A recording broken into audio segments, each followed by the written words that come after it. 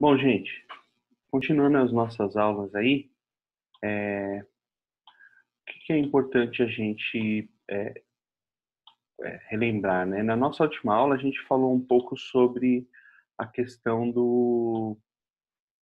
de como que funcionava o cinema, né? Os princípios mais básicos do cinema, e foi o começo para a gente começar a entender como funcionava o vídeo. Eu não sei se vocês vão lembrar, mas lembra que eu falei que o cinema, na verdade, são várias fotos, e na verdade a nossa retina que mantém a luminosidade no lugar e ela cria a sensação de movimento, né? Porque, como eu falei, são com 24 movimentos, com 24 fotos por segundo, é, dá a sensação de que não está parado, que o movimento está constante, né? Então, porque se mantém a luminosidade na nossa retina. Aí a gente falou dos 24 quadros, do cinema, como que ele funciona, até dei a ideia de vocês assistirem lá o Cinema Paradiso, que seria legal, é um filme bacana. Depois eu vou perguntar se alguém assistiu, se gostou e tal. Mas para a gente continuar aquele papo e entender como que funciona o vídeo, é importante a gente entender um pouco como foi a evolução dessa coisa do cinema, né? Quando a gente está falando de cinema, a gente está falando do início da fotografia, que foi é, lá 1870, alguma coisa, depois que veio o cinema. Então, a gente, quando fala do cinema, a gente está falando do começo do século XX. E o que que acontecia, né? Quando a gente pensa lá, que o cinema, ele era uma projeção. Então, você tinha um projetor que passava uma luz forte por dentro do filme, que acabava sendo projetado numa parede, o que tinha sido gravado naquela foto, e conforme ele ia passando, a gente tinha as imagens mudando, né? Então, o que que determinava o tamanho da tela, né? Você tinha lá no fundo o projetor. Quem assistiu o Cinema Paradiso vai lembrar que o cara ficava lá no fundo, escondido, e o que determinava o tamanho do projetor, na verdade, era a potência do projetor, né? O tamanho da tela era determinado pela potência do projetor. Então, você tinha essa tela que ficava lá sendo projetada.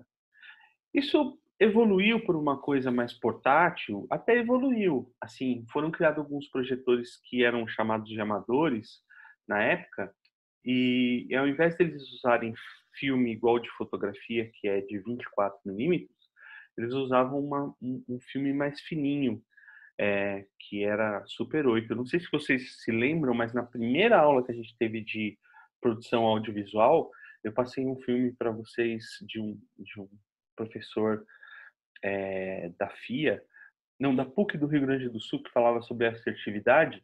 E ele falava que o custo da foto era caro, porque o filme era caro, você, para poder é, tirar várias fotos, você economizava, comprava um filme de 24, 32 fotos e usava isso durante vários tempos, depois demorava, tal. E imagina se era caro para fotografia, para fazer filme era muito mais caro. Então eles inventaram, para sair mais barato, um tipo de filme que era mais fino. Ele era é, chamado de Super 8. Então, em vez de ter 24 milímetros, ele tinha só 8, bem fininho. Então, as fotos eram menorzinhas, era para uma coisa mais caseira, mas eles usavam isso de forma a baratear o custo da produção, né? Então, esse daqui é um tipo de projetor que existia naquela época, que é o projetor de Super 8. E a câmera era desse tipo.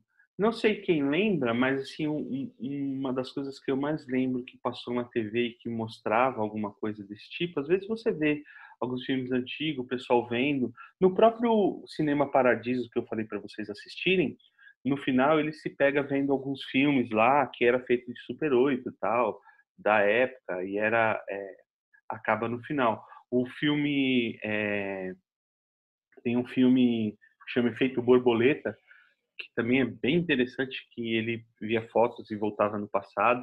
E no final ele acaba vendo uma fita de Super 8 que tinham acabado as fotos, né? Mas, o que eu mais lembro que aparece usando esse tipo de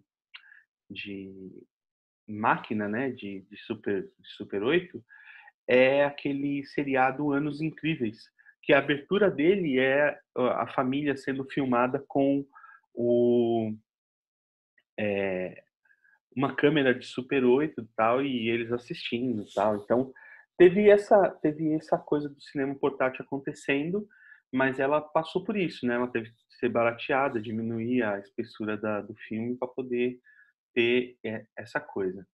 Mas o que que aconteceu?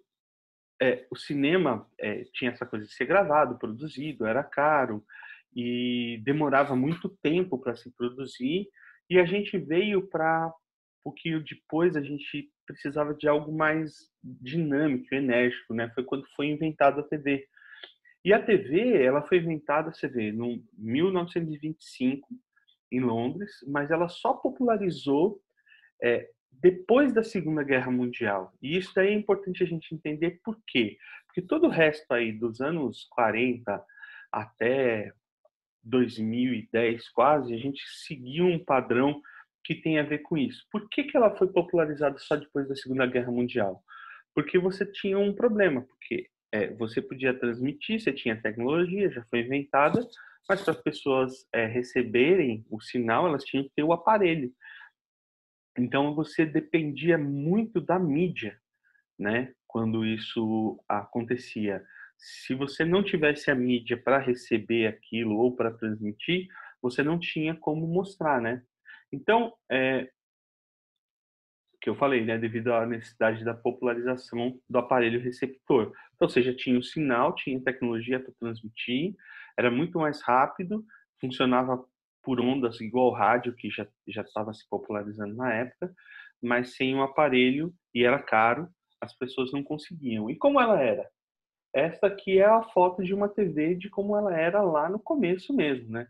TV de tubo, não sei se vocês chegaram a ver alguém durante a vida na casa de algum avô, bisavô, alguma coisa do tipo, mas era uma coisa muito grande, muito pesada e com uma resolução horrível, assim, era muito baixo.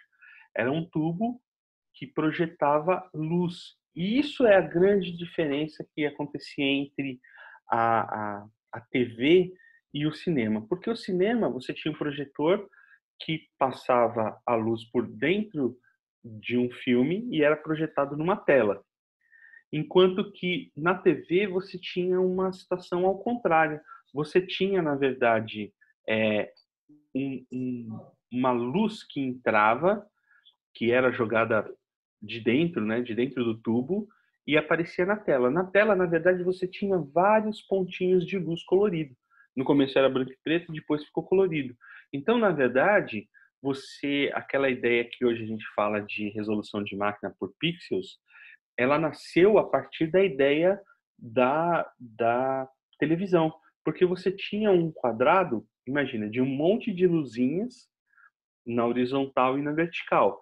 Eram ao todo, se eu não me engano, se eu não me engano, eram 640 luzinhas na horizontal por 480. Então, conforme essas luzes acendiam e apagavam, você tinha a imagem sendo projetada.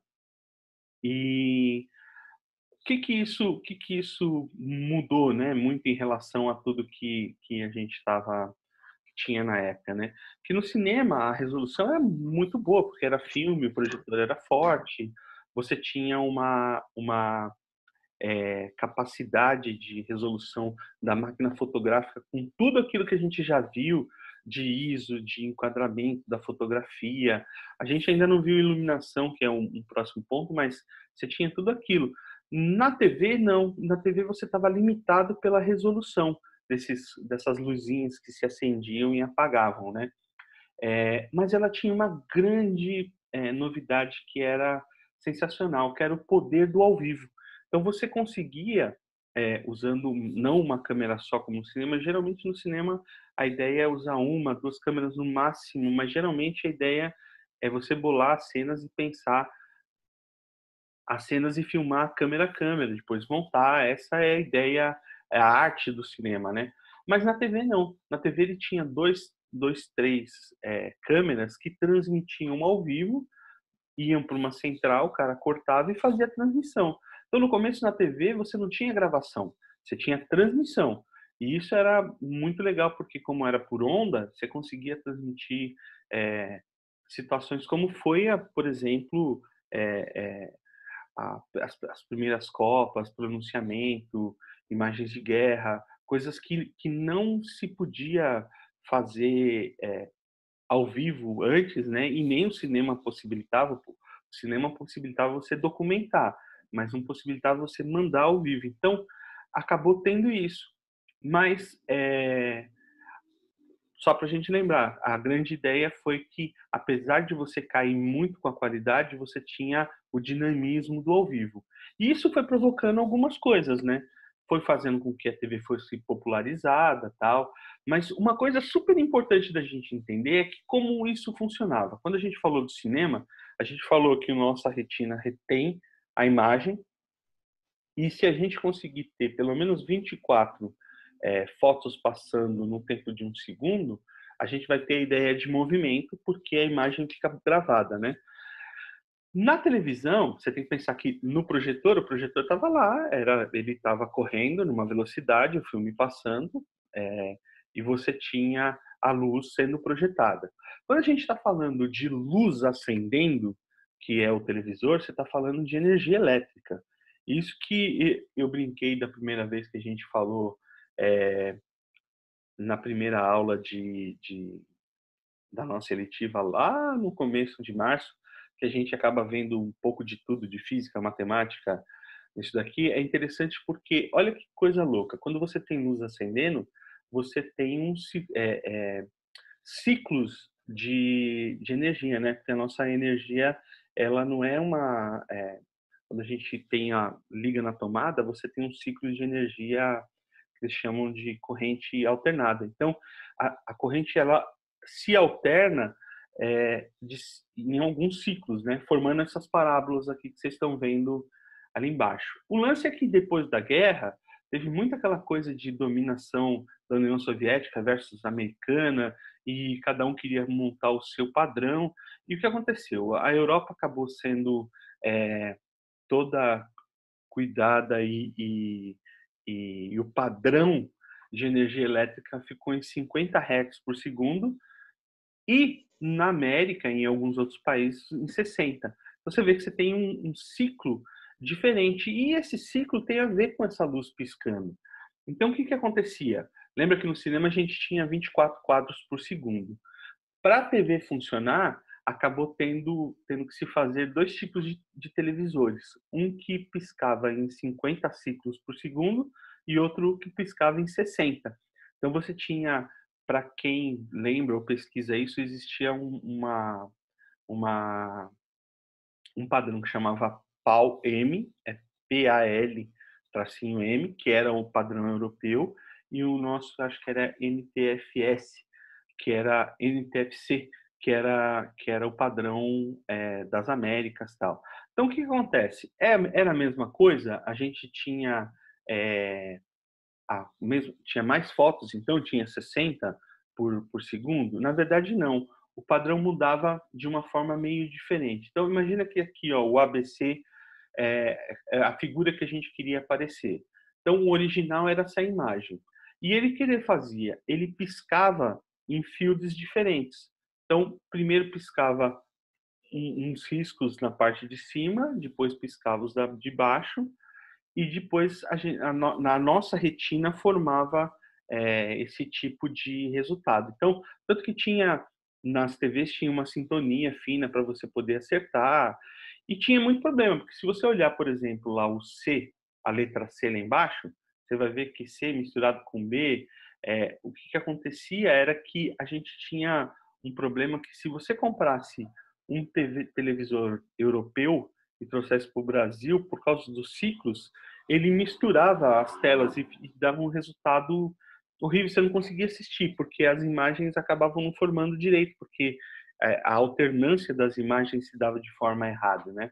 Então, isso aqui é mais para a gente entender a lógica, né? Enquanto no cinema você tinha 24 quadros passando e eram fotos mesmo, Na TV você tinha luz acendendo e apagando em fields, né. Então para não ter ele tinha ainda, em vez de 24 tinha 30, mas que acendia metade dos fields e depois metade dos fields num ciclo de 60 num segundo. Então você tinha uma sensação até de realidade um pouco maior, apesar da resolução ser menor. Bom, o que que isso, causou pra gente, né? Com o tempo, veio a ideia, eh, na TV primeiro apareceu o VT, que eles conseguiam produzir o programa e gravar essa edição num lugar para retransmitir. Mas com o tempo isso daí popularizou e veio para dentro de casa, que foi o VHS. Quando o VHS surgiu, ele trouxe uma revolução com ele, porque imagina que você não precisava mais ir ao cinema para assistir um filme, você podia ir numa locadora, alocar um filme e assistir. Até muita gente apostava que o cinema ia acabar deixando de existir, porque as pessoas iam poder assistir filmes, em casa, né. E, assim, engraçado, né, como isso vai evoluindo, o VHS reinou aí durante uns 20 anos, mais ou menos. E depois veio a TV de tela plana e o DVD. E o que que mudou do DVD, além de não ser mais aquele tubo e a TV ser menor, né, uma coisa que aconteceu foi uma mudança de resolução. A gente conseguiu mudar alguns padrões, né. O primeiro foi que, não sei se vocês já perceberam, no começo as TVs elas tinham um padrão que era 4:3, ele era um pouquinho mais quadrado. E ele passou a ser mais 16:9, que era mais perto do que o cinema fazia.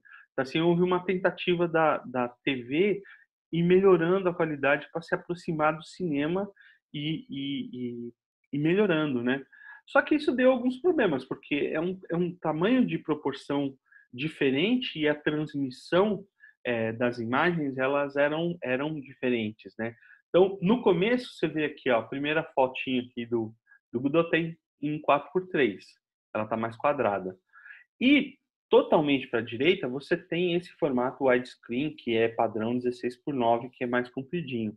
Mas como o sinal vinha ainda em 4:3, tinha muitas TVs que faziam a adequação da imagem de um jeito estranho. Então você acabava vendo a imagem mais gordinha, ou então depois, mais para frente, você via como, por exemplo, como está aqui embaixo, você via uma tarja, porque a tela era 4:3, aí você acabava vendo uma tarja em cima e embaixo. Então essa foi a primeira evolução, foi mudar o formato, né, desse quadradinho para mais esticadinho. Depois, a gente teve a mudança que foi uma mudança importante, que foi a mudança do padrão SD, Standard Definition, para HD, High Definition. E o que que isso que significava? Lembra que eu falei para vocês que o cinema, o tamanho da tela dependia da projeção e da força do projetor. Na TV não, na TV a gente tinha número de pontinhos de luz aceso. Quando era TV de tubo, ele era 680 por 480. Quando a gente mudou para a TV plana e o DVD, já foi uma mídia que o tamanho dela era 720, que é isso aqui, ó. Vocês estão vendo a parte verdinha. 720 por 480, 486, dependendo do formato. Mas ele tinha esse tamanho. Imagina que é uma foto, um recorte desse tamanho. Então, o que que acontecia?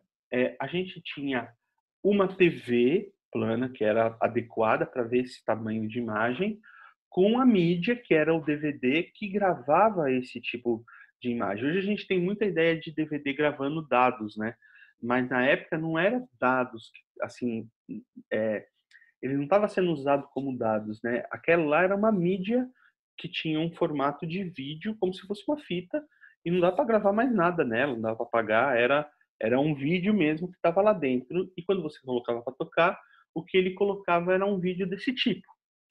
Quando passou a primeira mudança, que foi a tentativa de aumentar para o HD ou Full HD, eh, por onde eles tinham que começar? Olha como era a coisa era complicada. Eles tinham que começar trocando todos os televisores, porque era onde ia ser projetado a imagem. Então, se você tinha televisor que era SD e você mandar uma imagem HD, não vai adiantar nada, porque ele não tem a resolução que precisava. Então, foi quando começou a surgir aquelas TVs de plasma maiores, né? Que o pessoal começou a ter e procurava TV HD. Então, você comprava a TV HD e ligava um aparelho de DVD nela. Só que o que acontece? O aparelho de DVD é standard, é SD e a TV é HD. Então, durante um tempo, foi uma sensação muito estranha. Talvez alguns se lembrem que viveram isso, mas você tinha uma imagem que você falava, poxa, na TV a imagem está tão boa, e quando eu ligo o meu filme em DVD, parece que a qualidade cai. E caía realmente, porque o que acontecia? Você tem uma imagem que era SD, e quando você colocava para colocar na TV, o aparelho de DVD esticava ela para preencher a TV inteira. Então você tinha um problema de como se fosse uma foto, né? Sendo esticada para poder aumentar a resolução. Então, primeiro eles trocaram todas as TVs durante um tempo. Quando isso ficou mais popularizado, o pessoal acabou abrindo a TV, o sinal de TV HD, que é hoje que a gente tem da TV digital, o sinal de TV HD, começaram a transmitir filme, teve a Copa, acho que já foi transmitida com esse material HD. Só que aí o que acontece? Lembra que eu falei da mídia que era gravada? Tentou-se fazer o que? Aqui tem só para a gente comparar como a gente está andando nessa coisa, né? Mas depois eu volto na mídia para explicar. Mas olha aqui o quadradinho pequenininho que a gente falou que era o SD, lá do lado direito. Então, quando surgiu a TV, o tamanho da TV, ela tinha aquele quadradinho, 680 por 480 lampadinhas acesas de cima para baixo e tudo mais. Quando foi para a TV plana, a gente aumentou um pouco, aí quando foi para o HD, a gente surgiu para cá. Só que, como eu falei para vocês, o nosso problema sempre foi a questão das mídias. Então, pensa o seguinte, até isso estava acontecendo mais ou menos em 2008, 2010. Até 2008, 2010, tanto para ouvir música como ver um filme, você dependia da mídia. Então, o que você fazia? Poxa, eu gostei de um filme, eu vou emprestar lá para Luana o, o, o, o, o CD que eu gostei. Poxa, Luana, escuta esse CD aqui porque é muito legal, acho que você vai gostar. Eu tinha que pegar o meu CD, dar para ela, e ela usava o meu CD no aparelho dela para ouvir. Então, a gente era dependente da mídia. Se eu tinha um filme comprado em DVD, eu tinha que passar para ela esse filme em DVD e mostrar, né, para ela fazer. Se eu quisesse assistir de novo, eu tinha que pedir esse filme de volta, tinha que pedir a mídia de volta. Então, assim, até 2010, mais ou menos, tanto para áudio quanto para vídeo, a gente era dependente das mídias. Então, passava por esse processo. Aumentava primeiro o receptor, que era a TV, para depois aumentar o projetor e a gente começar a gravar. Então, você tinha essa necessidade de ter a TV, o CD, né, que era a mídia, e o DVD. A TV era onde você projetava. O CD ou o DVD era a mídia que levava a isso. Quando a gente foi passar para o formato HD, que era aquela maior resolução que a gente mostrou aqui, passando se você olhar do lado direito inferior aqui na tela, tá vendo, ó, HD para 4K ou do 720, né, que era onde a gente estava, do SD para passar para o HD, a imagem era 4 vezes maior. Então, na verdade, quando eu colocava o DVD, ele esticava, foi o que eu falei. Pô, então vamos criar uma mídia que comporte a mídia que seja HD. Essa mídia foi criada, que foi o Blu-ray. Só que o que aconteceu com o Blu-ray? Ele não popularizou. As pessoas não foram atrás de comprar, trocar os seus aparelhos. Começaram no começo, mas não foi por quê? Porque nessa mesma época, a gente nasceu o que a gente tem hoje, que são os streamings de vídeo. Então hoje o YouTube, o Netflix, se você tiver uma TV que seja de alta resolução, ele vai te entregar alta resolução. Então isso mudou muito a forma de se relacionar com tudo, né. Nesse período, mudou demais muitas coisas a respeito de gravação. Então assim, desde as câmeras, porque você vê lá no começo a gente precisava de fita, e fita era caro. Para você conseguir a fita para poder passar e depois revelar, e imagina que, não é fita, né, filme, mas imagina que filme tem que ser revelado, então você além de ter que comprar filme, você tinha que revelar o filme depois, então assim, isso tornava o cinema extremamente caro. A TV acabou surgindo como uma opção barata, porque ela transmitia ao vivo e você não tinha que gravar, então não tinha que revelar, não tinha que fazer nada disso. A fita magnética, ela apareceu como um recurso mais barato, mas ela ainda assim dependia de uma mídia, tal, não tinha a mesma qualidade. Agora, quando chegamos nessa época de 2000 a 2010, houve uma revolução muito grande, porque você tinha a questão de não só ter agora o YouTube e começando a entrar a os filmes em streaming, mas você também passou a não precisar mais de uma câmera absurda, né. Você vê hoje em dia a gente faz um monte de vídeo com celular, o nosso curso todo ele está funcionando em cima de celular, né. Então você consegue ter essas mudanças, tecnológicas, mexendo diretamente no que foi a indústria do cinema e na indústria fonográfica, porque você conseguiu gravar coisas com um valor muito mais barato e não depender das mídias e não depender de onde está entregando. Então isso mudou muito, muito, muito nossa forma, que vem, né. Eu queria fazer uma pausa aqui, até porque a gente depois vai ter que fazer um intervalo, então abrir a primeira parte aí de perguntas e comentários para vocês, para a gente já fazer aqui. Depois a gente continua. Tá. Mas, assim, deu para entender, assim, é um pouco difícil para a gente entender ao certo essa mudança aqui do cinema para o vídeo em si, mas tentar entender como isso foi aumentando e o que é pixel, por exemplo. Uma coisa que as pessoas perguntam: "Ah, o que é pixel, então?". Pixel é esses pontos, né, pontos por polegadas. Então se a nossa TV ela é HD, ela tem 1920 pontos por 1080 pontos. Então são os pixels que a gente tem na imagem, né. Então isso é importante na hora da gente pensar: "Olha, eu estou fazendo um vídeo, e aonde eu vou passar? Tá, eu vou passar ele num celular que é pequenininho e é pequeno, tudo bem, não tem problema, mas se eu vou passar ele na TV, lá a partir do YouTube, a resolução ela acaba sendo muito importante, né". Eu não sei se ficou claro para vocês essa questão da resolução, de como era e como foi evoluindo para o que é hoje e como isso muda a importância do que a gente grava, né. Por exemplo, a opção da gente usar o Zoom em relação ao Meet, hoje, por enquanto pelo menos, tem muito a ver com essa coisa da resolução. A resolução que o Zoom acaba gravando a nossa aula para depois disponibilizar, ela é muito melhor do que o Meet, pelo menos por enquanto. Então isso é uma coisa que pode mudar, né. Então, quando a gente fala de vídeo, a gente fala muito, muito de resolução. Professor, dá a impressão de que, na verdade, foi a TV e depois o cinema, mas quando você percebe que foi o contrário, fica muito mais complexo de entender.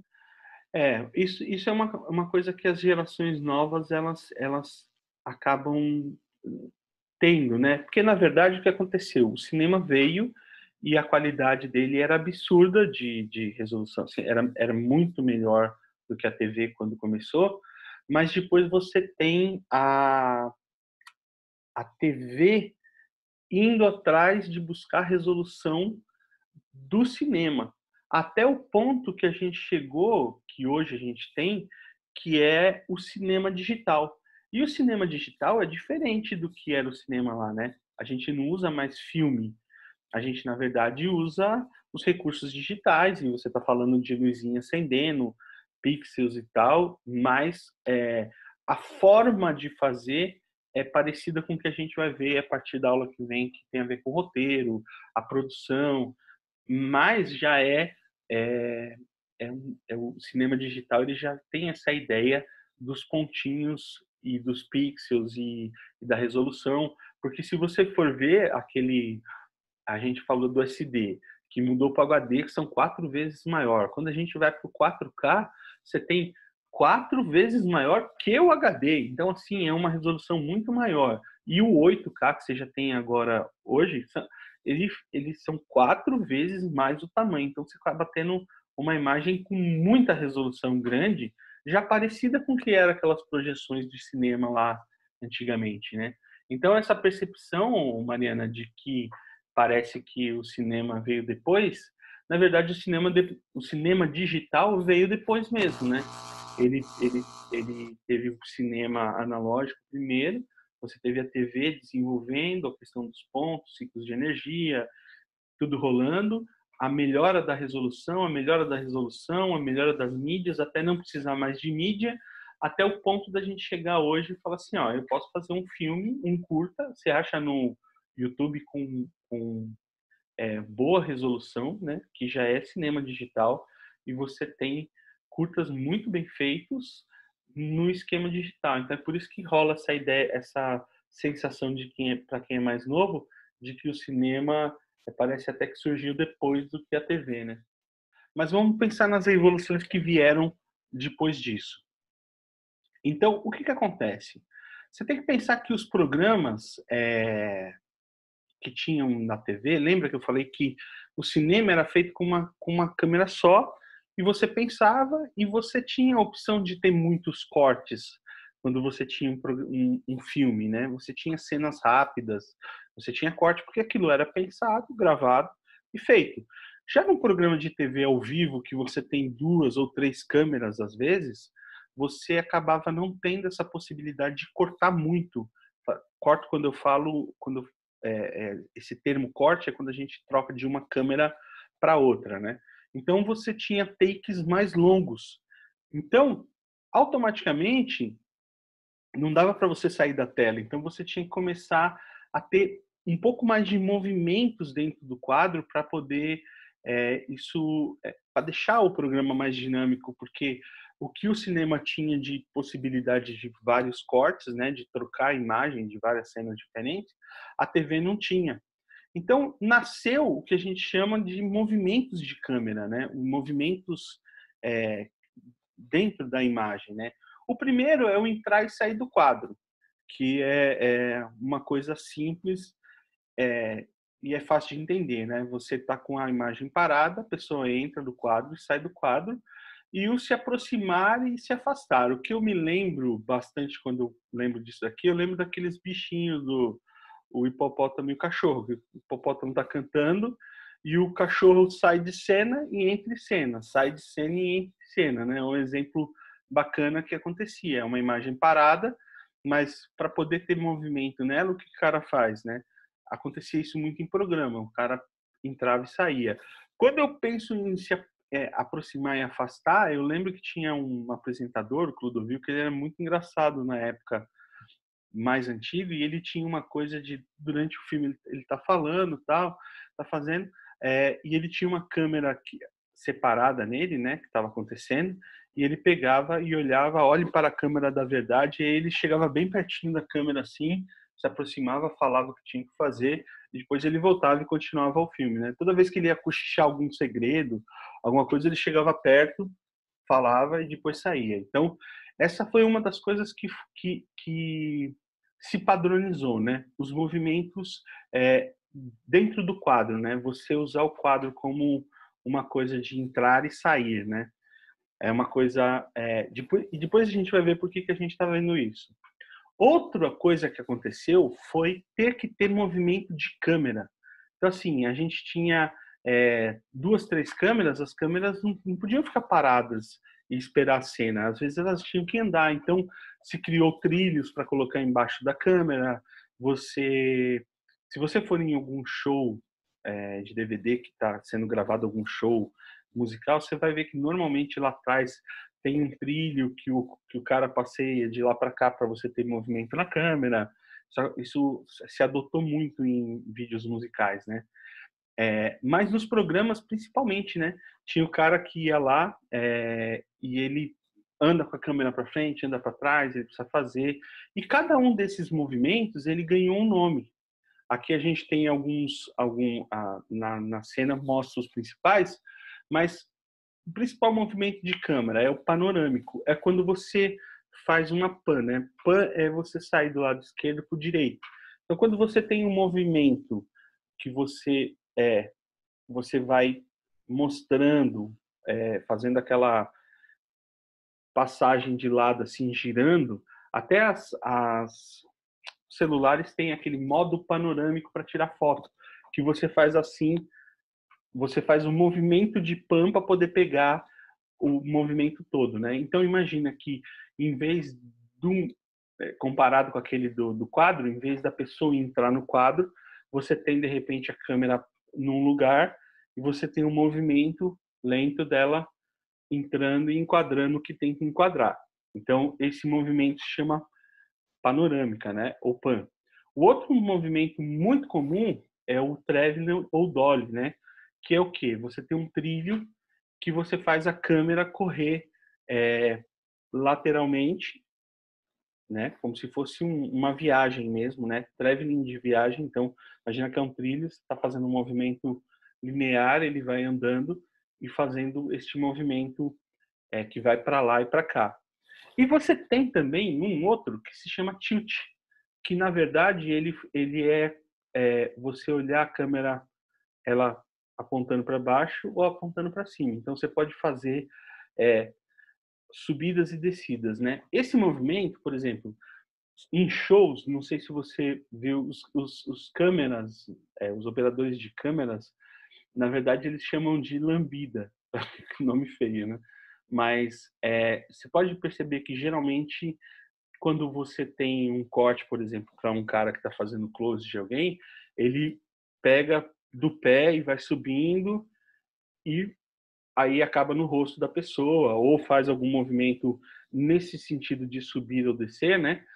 Ele é chamado de tilt. Então, você vê que a gente tem os movimentos de dentro do quadro, que é o cara entrar e sair, afastar ou ir para frente e para trás.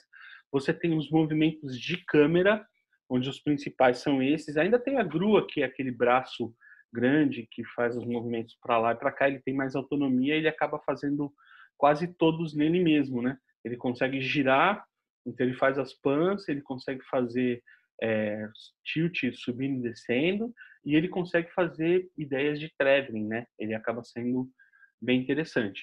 Mas além disso, a gente tem o que é uma coisa que é mais fácil ainda de entender, que são os movimentos de objetiva. O que é um movimento de objetiva? Não estou mexendo nem na câmera, não estou mexendo, a pessoa está parada, mas, por exemplo, eu posso ter, em vez de eu entrar perto da tela, eu usar o zoom da minha filmadora, da minha câmera, e puxar. Então é o zoom in e o zoom out, né? Que é você puxar e buscar.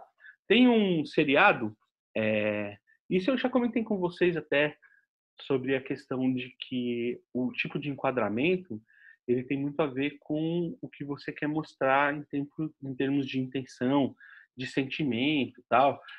Tem um seriado no Netflix que chama Brooklyn Nine-Nine, que é uma delegacia, o pessoal todo atrapalhado lá, que é bem engraçado, engraçado assim, é pastelão, né? Pastelão, assim. E o que acontece? Eles têm uma característica muito legal com essa questão de zoom, de linguagem do seriado mesmo. Toda vez que para e vai dar um suspense, que está esperando a resposta de alguém, eles fazem um zoom com a tela. Puxa o cara mais pertinho da tela, assim. Então, virou uma linguagem do seriado. Então, o cara fala alguma coisa, fala uma besteira e o chefe vai dar uma bronca nele. Antes do chefe dar bronca ou acontecer alguma coisa, os caras dão um zoom para ver a expressão do cara. Então, esse movimento da objetiva é uma coisa que acabou nascendo esses três tipos de movimentos que a gente falou, né? O movimento dentro do quadro, o movimento da câmera e o movimento da objetiva nasceu depois do cinema, se a gente parar para pensar. Por quê? Por causa da limitação da TV, de ter só 2 câmeras ali, você não ter ter que ter takes mais longos, então você precisava deixar a coisa mais dinâmica de alguma forma. Então o apresentador ficava solto no palco, entrava, saía, você pegar os clássicos lá, tipo Chacrinha, eles se movimentavam muito no palco para quê? Para ter esse movimento para compensar as câmeras paradas. Então eles começaram a se movimentar, achar formas de movimentar a câmera para poder fazer isso. Os principais movimentos de câmera são esses. Só que isso também gerou alguns novos enquadramentos que a gente não tinha visto lá na aula de enquadramento, que são bem importantes. Então, pense o seguinte, essa questão de ângulo e movimento acaba não mexendo no enquadramento em si, que você pode ter o mesmo, mas você começa a ter posições da câmera diferente, porque você tem a câmera se mexendo, né? Então você tem algumas coisas que nasceram daí, que a gente chama de ângulos de câmera. Aqui a gente tem os 4 mais normais, né? Quando a gente fala de ângulo de câmera normal, a gente está falando parecido, mais ou menos, com o que você está vendo da minha imagem na webcam. Então, você está vendo mais ou menos a altura da câmera da webcam, ela está mais ou menos na altura dos meus olhos. Então, ela me enquadra aqui num plano 3x4 que a gente chama, né? Que a gente já viu esse close que não é tão fechado, mas ela tá a altura está mais ou menos do meu olho.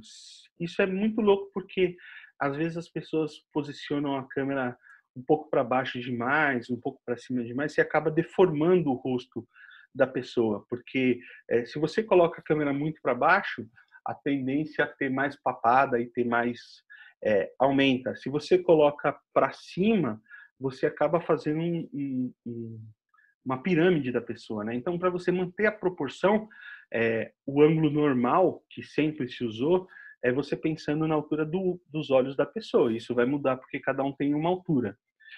O segundo vem do termo francês que chama plonger. Então, o plonger significa mergulho em francês. Então, quando você tem uma câmera de cima, né? Lembra que eu falei do tilt, que é o movimento da câmera, né? Mas quando você tem uma câmera de cima apontando para baixo, você tem o que a gente chama de plonger, ângulo da câmera plonger, e o ao contrário, contra plonger, que é o contrário do mergulho, você olhando de baixo para cima. Então você tem ângulo normal, plonger, contra plonger, e tem um outro tipo de câmera que nasceu, e esse o cinema adotou muito rápido, que é o tipo de câmera mais subjetivo, que você tem às vezes um olhar de longe, um olhar sendo desvelado de um outro lugar. O pessoal tem um termo que traduzindo é até feio, que chama a visão de uma barata, que é como se você estivesse lá pequenininho olhando tudo que está acontecendo lá de cima, mas isso acaba funcionando para poder dar mais realidade na hora de você contar as histórias e tudo mais, né? Bom, vimos tudo isso até aqui. Daqui a pouco eu vou abrir para a gente voltar e falar de alguma coisa, mas só para entender, vamos lá. Vamos aproveitar que o Israel levantou. Fala aí, Israel. Não, então, você acabou tocando no assunto dos movimentos aí, dos ângulos, né? E tocando no assunto de série também, inclusive tem várias séries que a gente vê que o pessoal não respeita muito essas regrinhas de movimento, né? É tanto que tem uns episódios que você vê que parece que a câmera tá meio trêmula, meio... Então, né? uma coisa que a gente tem que entender, né? Existe a linguagem e a questão da teorização do que é. Então, a gente pega o que foi mais feito até hoje e como a gente teoriza isso, porque você não vai pegar e achar um livro dessas coisas. É meio difícil você achar uma literatura que fale exatamente desses planos. Então, quem viveu mais dentro disso acaba vendo, quem fez rádio e TV, porque acaba se acostumando com os nomes, né? Então, isso é o que se usou mais e se teorizou. É igual na música, né? É o que rola. Mas, por exemplo, existem outros tipos de que têm acontecido e que são mais modernos, que já é outra perspectiva, que a ideia é câmera na mão o tempo todo e tudo tremido. Você vê, meu, tinha um seriado que eu vi, ele não durou muito, mas ele era engraçado, chama The Hard, como que é? The Hard Days of R.J. Berger. Cara, era um seriado americano zoado demais, mas era tudo feito na mão, era linguagem.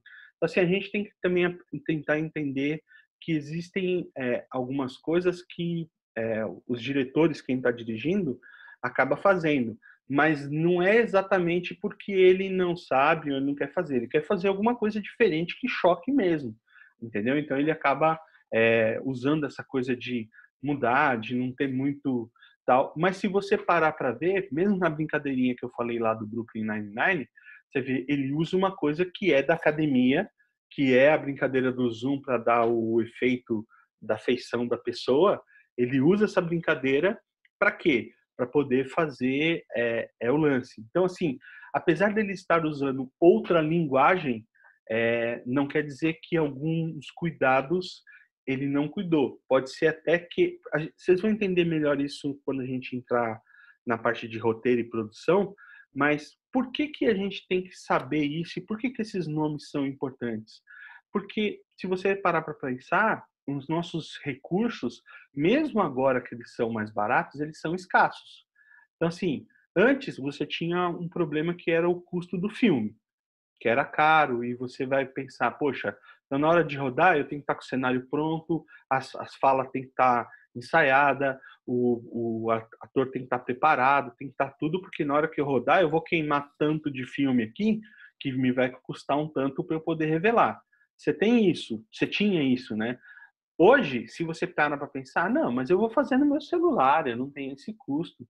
Mas se você parar para pensar, você ainda tem recursos escassos. Você tem o tempo da bateria, você tem o quanto de espaço você tem livre no seu celular para poder gravar sem ele travar. Então, aí você marca um dia de gravação. Aí o dia de gravação você pretende fazer, sei lá, 50 cenas diferentes e você vai tentar fazer 3 de cada. Vai caber no celular?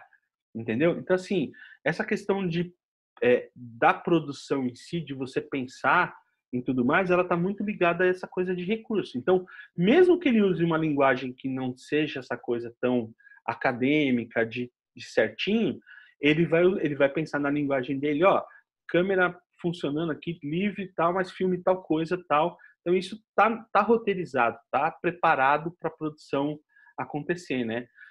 O que eu gostaria de chamar a atenção, e isso vai se evidenciar mais ainda com tudo que a gente aprendeu até agora, é que quando a gente trabalha com produção audiovisual, uma coisa que não tem muito e que as pessoas não percebem é improviso.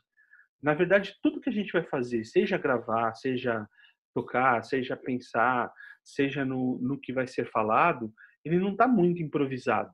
Ele tá pensado, ele está feito. Você sabe com que câmera você vai entrar, qual o movimento de câmera que vai ser feito, você sabe qual enquadramento que eu tenho que fazer. Até na hora de editar, você pensa assim, poxa, mas foi o editor que editou. Mas o roteiro traz para ele, olha, saia de tal cena com tal enquadramento e vai para outro. Então, assim, esse tipo de coisa, quando você junta tudo, você percebe o quanto cada um é importante, entendeu? Por isso que tem a linguagem diferente, mas você tem ainda o conceito de produzir e de preparar, ele ainda existe, entendeu? Então, só para a gente fechar aqui, lembrando, e aí a gente volta a falar de novo, ó, eu deixei até aquela parte que eu gosto de fazer do que a gente viu até agora para o final, para vocês verem o quanto a gente já viu e o quanto a gente vai usar de tudo isso nessa próxima etapa que a gente vai falar, que é a questão do roteiro. Mas, ó, a gente falou da questão do áudio, que é uma coisa que precisa quando você vai captar. Então, falamos do ar em movimento, que o microfone é igual a uma membrana, que é igual ao do ouvido, e que, muito importante, por exemplo, por que vocês me ouvem bem? Eu estou usando um microfone do fone de ouvido, mas que deixa a minha voz, a captação, né? Ela está muito mais perto da fonte emissora, então isso deixa o som mais limpo e menos som ambiente. Isso faz diferença na hora que você está gravando um vídeo. A gente falou lá de detalhes, fez uma brincadeira, um primeiro exercício para entender como que funciona a produção de uma notícia de rádio. E lá a gente já falou um pouco sobre como roteirizar, o que tinha que fazer a pesquisa, né? A questão que a gente vai entrar nisso logo mais. Aí, quando a gente falou de planos e enquadramentos, a gente falou dessas coisas que são muito importantes, né? Os principais planos, plano de conjunto, plano geral, plano americano, o plano 3x4. Por que a gente falou disso? Por que eles têm nome? E é importante a gente saber o nome deles, porque a gente vai usar nos roteiros. Depois a gente viu regras de composição que tem a ver como a gente compõe, como a gente separa as coisas, né? Regra dos terços, né?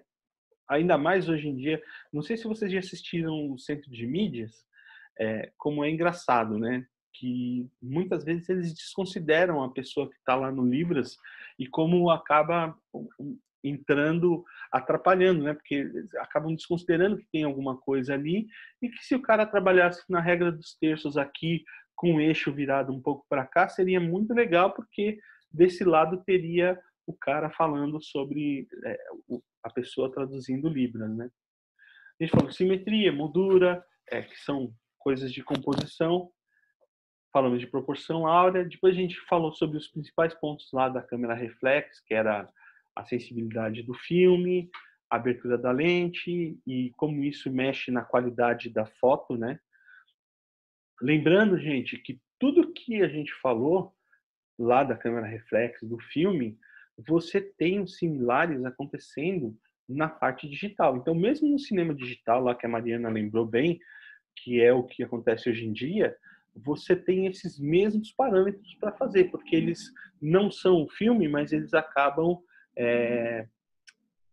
trazendo a mesma, ou um parâmetro similar para a gente trabalhar, né? A gente falou de pós-produção de imagem com os principais pontos e que servem também para tratamento de imagem de vídeo.